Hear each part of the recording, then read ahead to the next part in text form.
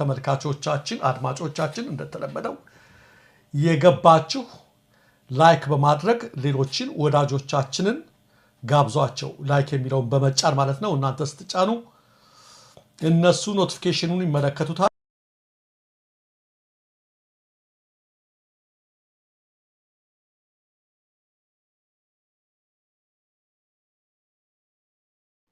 ሶስተኛ ሆነና እናልፋለን 3 ነጥብ ስላለን ማለት 4 ነጥብ ስላለን 4 ነጥብ አለን አይ የኳስ ነገር እንደዚህ ነው በጣም አስደናቂ ነው እንግዲህ ኔዘርላንድ ቢያንስ በአቻ ትለያያለች ተብሎ ሲጠበቅ በሽንፈት 3-2 ለዛውም ሁለቱ ጎል የገባው በራሳቸው ተጫዋቾች ራሳቸው ጎል ላይ ነው ያገቡት ድክማ በራስ ነው ነገሩ ሁለተኛው እንኳን ይገባ ነበር ግን ዞሮ ዞሮ ኦን ጎል ነው በራሳቸው ነው ከፍተው ነው የተጫወቱት ጥሩ ነገር ነበር ያገኙትንም አጋጣሚ አልተጠቀሙም ይሆነ ሆኖ ተጽናንተናል ያው እንግዲህ ውጭ ሀገር ስትኖር ሁለተኛ ሀገር ነው ትደግፋለህ ቢያንስ ሰሞኑን የኢትዮጵያን ብሔራዊ ቡድን ደግፋለሁ ብዬ ሚዲያ ላይ ተቀምጬ ነበር ጅቡቲ ጋር ተጫውተው ከጫት ላይ ተነስተው ጅቡቲዎች እኩል አወጧቸውና በአገራችን ቡድን ተስፋ ስንቆርጥ በዋናው ቢያንስ በዚህ እንኳን እንትን ያንጸዳልና አልፎ ደግሞ ካለንበት ቢዚ የሆነ አገራዊ ሁኔታውን ታቋለ መሳይ ሲል አረፍ ይያል እንደዚህ ትንሽ አእምሮአችንን ዘና ለማድረግ እንደዛ እንሞክራለን እንግዲህ ደረጃ ጨዋታው የአውሮፓ ዋንጫ ያው ሞቅ ብሎ እየተካሄደ ይገኛል እዚህም የኮፓ አሜሪካ የአሜሪካውያን የላቲንና የሰሜኑ አሜሪካውያን በጋራ የሚያካሂዱት የኮፓ አሜሪካ እንደዚሁ አህጉራዊ ውድድር እየተካሄደ ይገኛል ሁለት አይነት ውድድሮችን ነው እየተመለከትን ያለነው ሁለቱም በደመቀ ሁኔታ እየተካሄደ ነው በአንጻሩ በአገራችን ደግሞ ያለው የፖለቲካ ጡዘት እንደዚሁ በከፍተኛ ሁኔታ ተጋግሎ ይገኛል ዛሬ ባህር ዳር ላይ የተጠናቀቀው የሰላም ኮንፈረንስ ባለ 10 ነጥቦችን ያቋም መግለጫ በማውጣት ነው እየተጠናቀቀው አስቂኝ ነገሮች አሉበት ምናልባት ይሄ የሰላም ኮንፈረንስ ለምን አስፈለገ ማን አዘጋጀው ማን ተገኘ የሚለው ነገር በደንብ ሊያሳይልን ከቻለ እንደው ይሄ ፎቶግራፍ የሆነ ነገር ይገልጻል ብለን እንጠብቃለን ይሄ የስብሰባው ላይ እንግዲህ የተገኙ መንግስት አመራሮች ናቸው እጅ ለእጅ ተይዘዋል አንድ ሌላ አይነት ሰው አታይም በሙሉ ብልጽግናዎች ናቸው ከላይ እስከ ታች የክልል የፌደራል የመከላከያ አመራሮች የፌደራል ፖሊስ ምክትል ኮሚሽነር እነዚህ ሁሉ ነው የተገኙበት እጅ ለእጅ ተይዘዋል ምንድነው አሁን እዚህ ላይ ምንድነው የሰላም ኮንፈረንስ የሚያስብለው ብልጽግና ለብልጽግና ተጨባብጦ ምንድነው የተገኘው ውጤት የሚለው ነገር እንደው አስገራሚ ሆኖ እንደሳል ለማንኛውም ባለ 10 ነጥብ ያቋም መግለጫ ወጥቷል ከ10 ያቋም መግለጫዎች እንግዲህ ሲጀምር መከላከያ ሰራዊትን ሰማይ ሰቅሎ ክብርና ምስጋና ይገባዋል ብሎ ይጀምራል መግለጫው ይሄ መከላከያ ሰራዊት ነው እንግዲህ አማራ ክልልን ለአንድ አመት ያህል ህዝቡን ሲያፍን ሲገድል ህፃን አዋቂ ሳይል በጣም በጭካኔ እውነት ለመናገር ምንድነው ኢትዮጵያዊ ላይ እንዲያ አይነት ጭካኔ ይፈጽማል በማይባል መልኩ መከላከያ ሰራዊቱ የአማራ ተወላጆችን ሲጨፈጭፍ ደከረመው ይሄም መከላከያ ሰራዊት በማመስገን የሚጀምር የሰላም ኮንፈረንስ እውነት ለመናገር የሰላም ኮንፈረንስ አይደለም ደረጃ እንዴት አገኘው መሳይ እንግዲህ ቅድም ይሄን ነገር መረጃዎች ከትላንት ጀምሮ ሲወጡ ነበር በባህር ዳር እየተደረገ ስላለው የሰላም ኮንፈረንስ በኮቴሽን አድርገው የሰላም ኮንፈረንስ የሚለው ሰሞኑን የመከላከያ ጀነራሎች በአማራ ክልል በተለያዩ በአራትና በአምስት ቦታዎች ዋና ከተሞች በጣም ታጅበው በከፍተኛ ሁኔታ ከቀናት በፊት ሁላችን እንደምናስታውሰው ስብሰባ ሲያደርጉ ነበር እሱን ተከትሎ በአዲስ አበባ በሙዚየም በአድዋ ሙዚየም አዳራሽ ጀነራል አበባው የመሩ ስብሰባ ተደረገ ጀነራል አበባውና የሲቪል አመራሮች መሩት የተባለ ስብሰባ ተደረገ ነው ይዘሩ አዳነች አቤቤ የጠሩት ማለት ነው ያሁኑ ማጠቃለያ ነው ተባለ ማጠቃለያ ነው በማጠቃለያው በፊት ግን ምንድነው በእነዚህ ስብሰባዎች ላይ የተነሱት ሐሳቦች ምን ነበሩ የሚል ነገር ተነስቶ ነበርና ከጀነራል አበባው ጎን የነበሩት ጀነራል ሰለሞን ቦጋለ እሳቸው ናቸው ጨምቀው የስከዛሪዎቹን የህዝብ ብሶቶችን ማለት ነው በየመድረኮቹ ተነስተዋል የተባሉትን የህዝብ ብሶቶችን ያቅርቡ በሚል ሁኔታ ላይ አቀረቡ ዛሬ ባህር ዳር ላይ ትናንት በተጀመረው ባህር ዳር ላይ እሱን አቀረቡ የህዝቡ ብሶት ይሄን ይመስላል አሉ እናረጋ ከበደም ተማጽኑ እዚህ የሰበሰብናችሁ ችግራችንን ውስጥ ጉርጉራ በማውጣት የመክፈቻ አቅጣጫ እንድታሳዩን ነው አሉ አገኘሁ ተሻገርም በተለይ እዚህ ያላችሁ ሽማግሌዎችና የሃይማኖት አባቶች ታሪካዊ ኃላፊነታችሁ መወጣት አለባችሁ እያሉ ሲነዘንዟቸው ነበር የከረሙት እንግዲህ መሳይ እንደምንሰማው በዚህ ስብሰባ ላይ በዚህ ጉባኤ ላይ የተቀመጡት ቅድም ተናግረዋል። በኔ ላይ ምናልባት እንደው ትንሽ ለነሱ ቦታ እንስጣቸው ካላልን በስተቀር 100% ወይም 95% ብአዴኖች ናቸው። ምናልባትም 100% ሊሆን ይችላል። ትንሽ ከተነሱ ጥያቄ አኳያ የተወሰኑ እንደው አንዳንድ ሰዎች ድንገት በግላቸው ገብተው ያንን ጠንካራ ጥያቄ አቅርበው ከሆነ ለነሱ ክሬዲት ለመስጠት ንፉግ እንዳንሆን ከሚል አኳያ ነው እና 95%ዎቹ ፊት ለፊትም እንደተመለከትካቸው ብአዴኖች ናቸው፣ ብልጽግናዎች ናቸው። የዚህ ሁሉ ችግር ፈጣሪም እነዚህ አሁን እጅ ለእጅ ተጨባብጦ የምታያቸው የሲቪል አመራሮችና ወታደራዊ አመራሮች ናቸው። እዚህ ስብሰባ ላይ ጠንካራ ተቃውሞ ቀርቦባቸዋል። አንድ የአቋም መግለጫ ሲወጣ መሳይ አጠቃላይ በመድረኮቹ ላይ ምንድነው የተነሱት ዋና ዋና ጉዳዮች፣ ህዝቡ ያነሳቸው የትኞቹ ናቸው፣ ለየትኞቹ ነው መፍትሄ የምንሰጠው ተብሎ ተጨምቆ ነው። በሁሉም መድረኮች ላይ አማራ ክልል ሰሞኑን በነበሩት በአራቱም መድረኮች፣ አዲስ አበባ በተደረገው አድዋ ሙዚየም፣ ዛሬ እና ትናንትና ባህር ዳር በተደረገው ላይ መከላከያ ሰራዊቱ ተወቅሷል። ከፍተኛ ወቀሳ ቀርቦበታል። መከላከያ ሰራዊቱ ቃል ኪዳን የገባለትን ምህላ በመተው አደራውን በመተው ህገ መንግስቱንና ሀገርን መጠበቅ ሲገባው የቡድንና የግለሰብ ስልጣን በማስጠበቅ በሚል መንደር በመንደር እየሄደ ዜጎችን እየገደለ ነው የሚል ተቃውሞ ቀርቧል በሁሉም መድረኮች ላይ። በሌሎችም በባለፈው በዛሬው መድረክ ላይ አበባው እንደውም ጀነራል አበባው ተወዛጩት በዚህ ይሄ በሆነበት ሁኔታ ላይ ህዝብ ይሄን ነገር ካደረገ መከላከያው ከስህተቱ ይማራል የሚል አቋም መግለጫ ላይ መንጸባረቅ ነበር። አንተ እንዳልከው መከላከያው በጣም ከተወቀሰ ከተዘለፈ እየዘረፉን ነው፣ እየነጠቁን ነው፣ ልጆቻችን እየገደሉ ነው በተባለበት ሁኔታ ላይ መከላከያን አሞግሰው ነው የተነሱ። ይሄ ብቻ አይደለም፣ ፋኖን ዘራፊ ነው ትሉታላችሁ፣ በተግባር ግን የዘረፈን ማን እንደሆነ ተመልክተነዋል ነው የተባለው። ዛሬ ለምነው ካልሰጠናቸው በስተቀር እነሱ አይወስዱም። ማን ቤታችንን እያንኳኳ እንደዘረፈን፣ ማን ቤታችንን እያንኳኳ በራችን ላይ እንደ ረሸነን እናውቃለን ሲነሳ። ለዚህ ጀነራል አበባው ብላሉ እኔም ፋኖ ነኝ አሉ።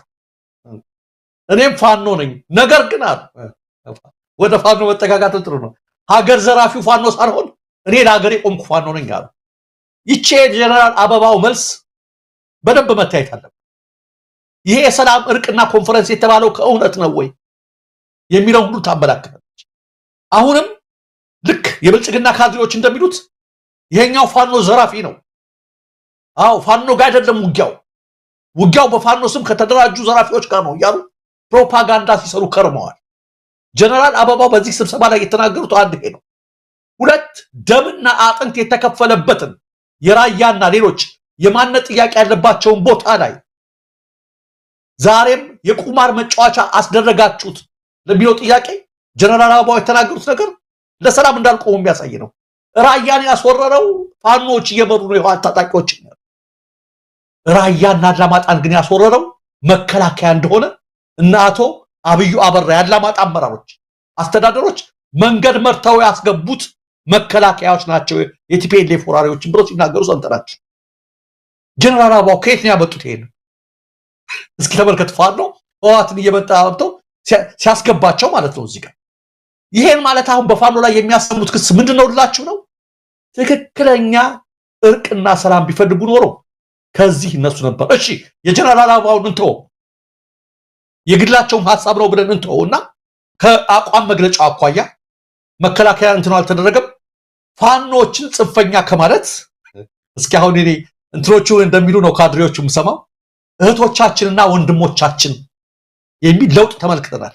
የአቋም መግለጫው ላይ ከእህቶቻችንና ከወንድሞቻችን ጋር ለመነጋገር ለመደራደር ዝግጁ ነን የሚል ቃል በዛ ላይ ተናግረዋል። ይሄን ተከትለው እነሱም እንደሚሉ አናውቅም። የታሰሩት ተመልከቱ፣ በጎ የሚመስሉ ቃላቶች አሉት። ከላይ የታሰሩ የአማራ ተወላጆችን በሙሉ እንደሚፈቱ ቅድም የአቋም መግለጫዎችን ስንመለከታቸው ያን እናደርጋለን ይላል። እንዲፈቱ ተጠይቋል በአቋም መግለጫው።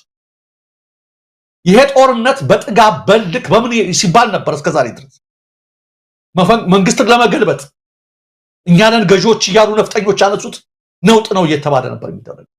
ዛሬ ግን የአማራ ህዝብ በመንበደሉ ነው በቂ ምክንያት እንዳለው ዕውቅና ተሰጥቷል። አሪፍ ነው። መከላከያዎች በጣም ባይኮነኑም የጸጥታ አስከባሪዎች ህጋዊ መልክ እንዲይዙ ስርዓት እንዲይዙ በአግባቡ እንዲያስተናግዱ የሚልም ነገር አለበት። ይሄን ስንመለከት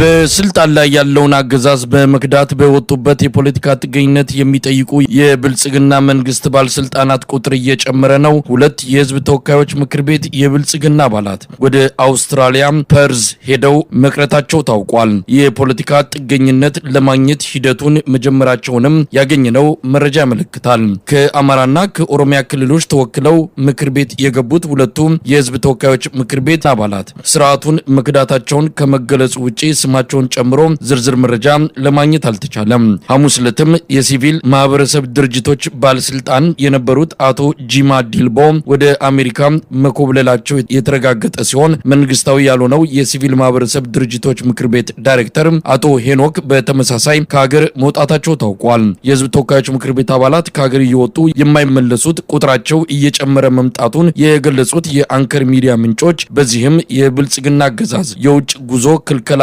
ለማድረግ መወሰኑ ተመልክቷል። ከወራት በፊት 2 የአማራ ክልል ተወካይ የሆኑ የምክር ቤት አባላት ወደ አሜሪካ መጥተው መቅረታቸው የሚታወስ ነው። የቀድሞ የአማራ ክልል ኮሚኒኬሽን ቢሮ ኃላፊና በኋላም የህዝብ ተወካዮች ምክር ቤት አባል የሆኑት አቶ አሰማኝ አስረስ እዚህ አሜሪካ መጥተው መቅረታቸው ይታወቃል። በተለያዩ ጊዜያት የህዝብ ተወካዮች ምክር ቤት አባላት ወደ ውጭ ወጥተው የተመለሱ እንዳልነበሩ በዚህ ምክንያት የምክር ቤቱ አባላት ቁጥር እየተመናመነ እየመጣ መሆኑን ነው ለማወቅ የተቻለው። ስርዓቱን ከርተው በቅርቡ ከሀገር የወጡት የሰላም ሚኒስትር ዴኤታ ዶክተር ስዩም መስፍን እዚህ አሜሪካ የፖለቲካ ጥገኝነት ሊጠይቁ በዝግጅት ላይ እንደሆኑም የሚታወቅ ነው። የአብይ አህመድ አገዛዝ የባለስልጣናትን ፓስፖርት በመያዝ ወደ ውጭ ሀገራት እንዳይወጡ ክልከላ እያደረገ ሲሆን ለአብይ አህመድ ታማኝ ከሆኑ ጥቂት አመራሮች በቀር የባለስልጣናት የውጭ ሀገር ጉዞ እገዳ መጣሉን ነው ከአንከር ሚዲያ ምንጮች መረጃ ለማወቅ የተቻለው።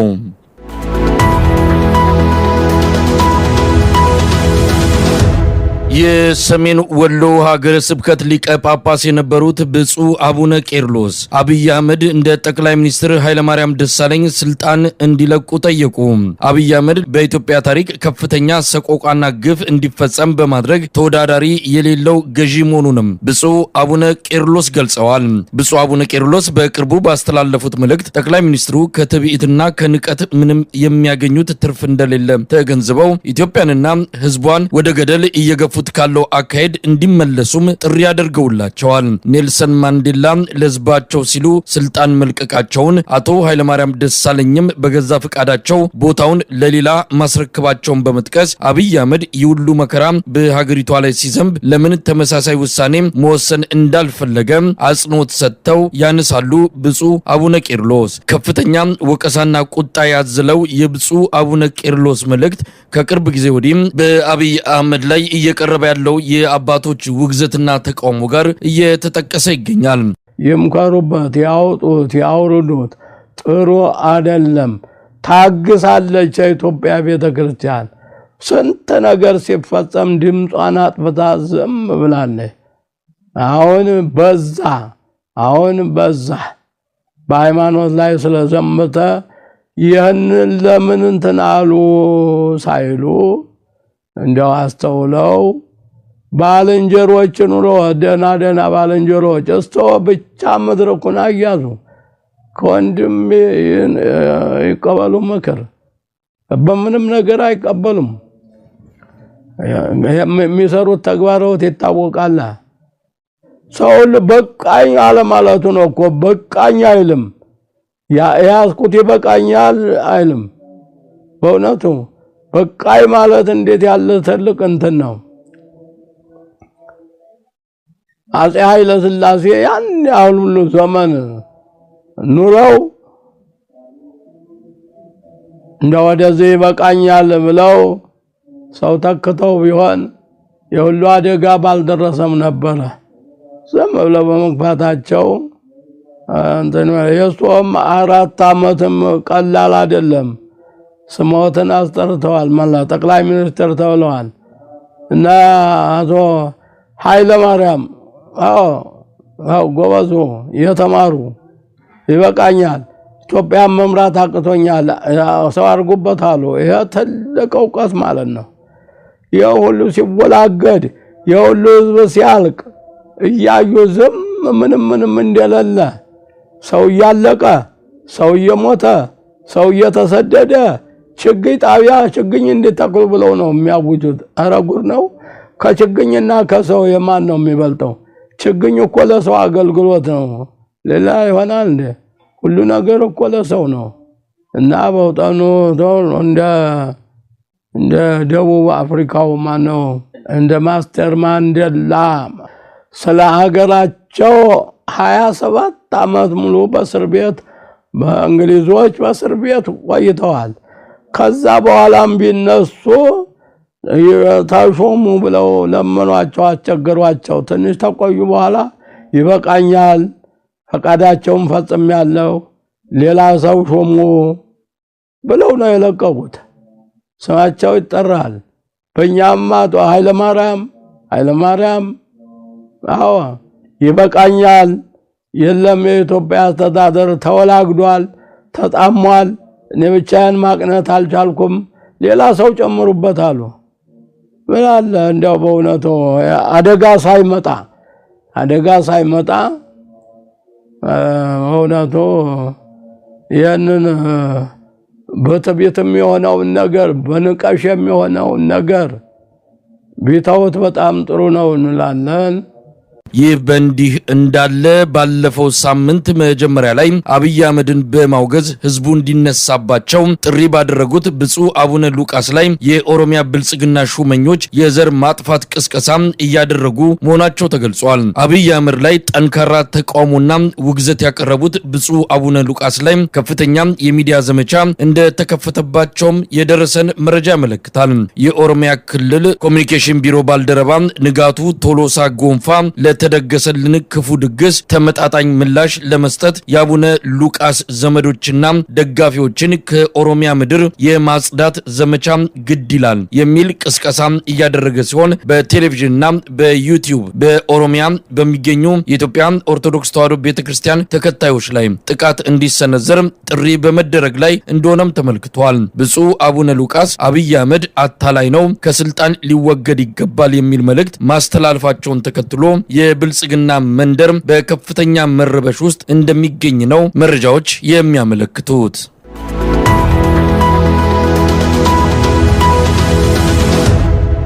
በአማራ ክልል በተለያዩ አካባቢዎች የተደራጁ የፋኖ ኃይሎች ወደ አንድ እዝ ለመምጣት የጀመሩት እንቅስቃሴ ተጠናክሮ ቀጥሏል። በጎንደር ዙሪያ የተደራጁ 5 የፋኖ ብርጌዶች ወደ አንድ ክፍለ ጦር መጠቃለላቸውን ያገኘነው መረጃ ያመለክታል።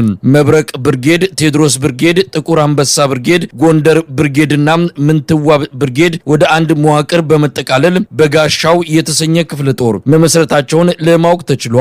ከጎጃም ፋኖ እዝ ምስረታ በኋላ በየአካባቢው የፋኖን አደረጃጀቶች ወደ አንድ መዋቅር ለማምጣት እየተደረገ ያለው እንቅስቃሴ በወሎና በሰሜን ሸዋ ወደ መጨረሻው ምዕራፍ የተጠጋ ሲሆን ሰሞኑን 2 በሰሜን ሸዋ የሚንቀሳቀሱ የፋኖ አደረጃጀቶች የሰሜን ሸዋ ፋኖ እዝን ለመመስረት የሚያስችለውን የመጀመሪያው ምዕራፍ ስምምነት መጨረሳቸውን የደረሰን መረጃ ያመለክታል። እስክንድር ነጋ በተገኘበት በዚሁ መድረክ ላይ የአማራ ፋኖ አንድነት በሸዋና አንድ አማራ ፋኖ በጋራ የደረሱበት ስምምነትን አስመልክቶ የአቋም መግለጫቸውን ይፋ አድርገዋል።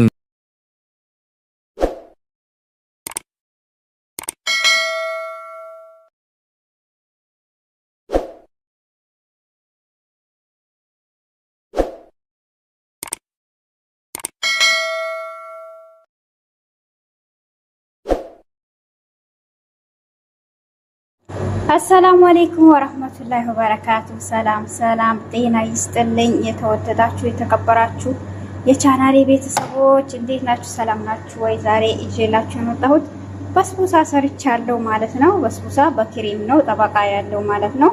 በጠበቃ ነው የተሰራው።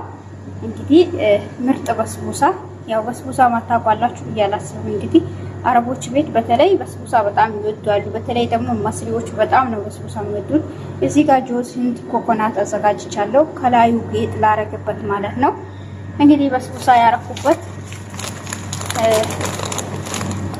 የበስቡሳውን ሰሚድ ማለት ነው። ሰሚድ ላሳያችሁ።